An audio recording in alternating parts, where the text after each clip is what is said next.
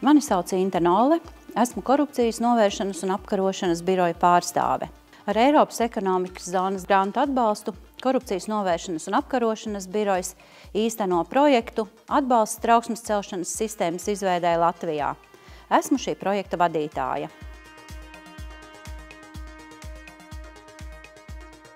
Par koruptīviem darījumiem var ziņot gan fiziska, gan juridiska, gan arī anonīma persona.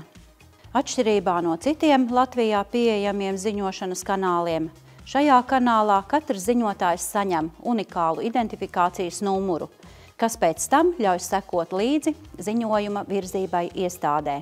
Piemēram, es pamanu kādu korupcijas gadījumu vai priekšvēlēšanu aģitācijas pārkāpumu, ziņoju un pēc tam redzu, ka KNAB ir izlasījis un kā KNAB ir reaģējis uz manu ziņojumu.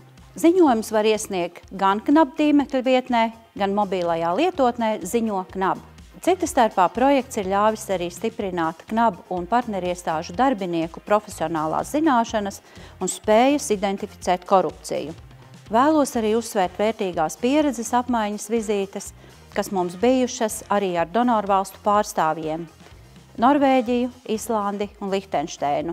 Korupcijas novēršanas un apkarošanas birojas ir gandarīts par iespēju īstenot šo projektu. Strādājam kopā drošai un konkurētspējīgai Eiropai.